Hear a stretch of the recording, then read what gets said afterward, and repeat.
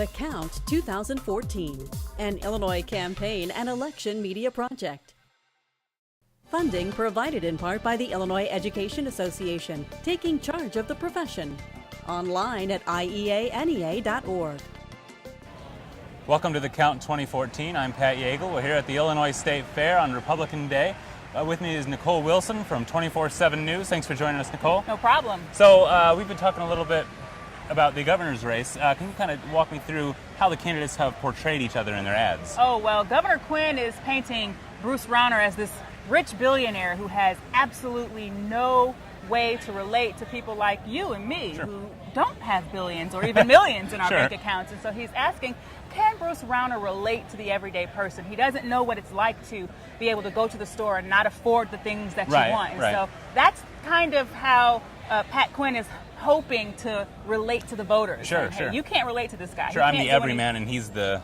Absolutely. Yeah. Now, on the other hand, you have Bruce Rauner saying Governor Quinn is a liar. He's got Pinocchio running around to all of Governor Quinn's events, and hey, Pinocchio. We have Pinocchio whose nose grew every time he told a lie, and so he's got saying Governor Quinn he can't be trusted. He's lying about what he did with money with his anti-violence initiative in Chicago. Why won't he release the emails as it relates to patronage hiring at IDOT? So he's just saying you cannot trust Governor Quinn. He's not being truthful to you, and that's what he's banking on. He's hoping to connect with voters in that way. And he's kind of echoing the most recent presidential campaign when it was the Republican refrain was more of the same if you go with this guy, but if you go with us, it's something new and different. Absolutely. So can you talk to us a little bit about how much difference the money is going to make in this campaign? It's been a very big fundraising and spending campaign so far. How much is that going to make a difference? Well, money plays a big role in all of the elections. Sure. And,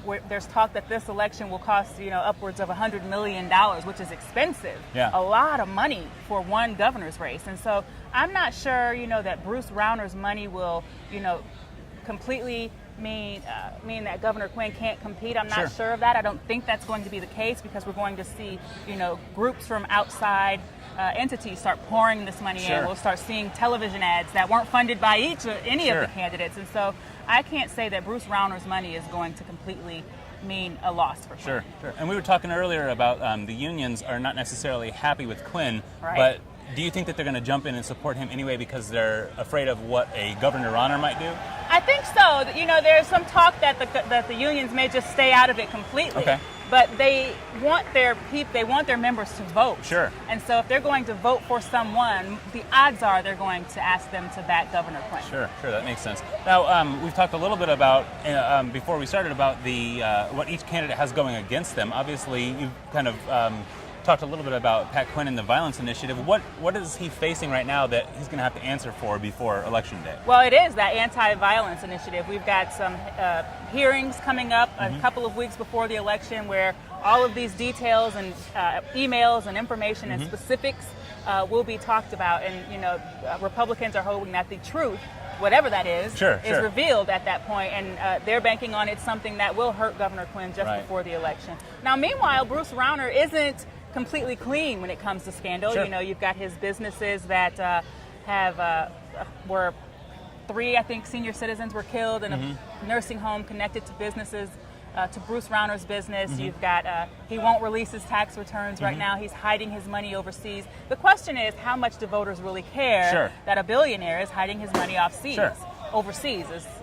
Do we really care about that? Do you think that those things are going to stick? I mean, he's been able to kind of claim plausible deniability on some of that stuff, saying, I'm the head of the company, but I've been removed from it by a few layers of, internal leadership that, means I'm not directly responsible for that stuff. I'm not sure if voters really actually believe that. We've got so much history in Illinois when it comes to people saying their hands are off when their hands are actually in. So I'm not sure if voters will actually believe that. I don't know if the things that are, check marks against him will stick or not. He's been able to kind of finagle his way out of everything that's come up against him, all the way back to the minimum wage issue. So with this being an off-year election, not a presidential year election, what do you think voter turnout's going to be like? Well, good question. Democrats are hoping voter turnout is great, considering they put these initiatives on the ballot. some political experts think the only one that will actually have any bearing on voters would be that minimum wage issue. Sure. Not even the millionaire tax issue, not the birth control issue. They don't think any of those things will make a difference. Right. So Okay. Well, thank you so much for sharing your insight with us. We appreciate it. no problem. Thank you for watching The Count. I'm Pat Yeagle at the Illinois State Fair.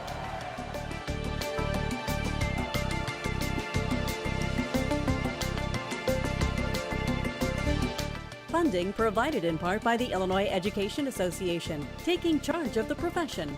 Online at ieanea.org.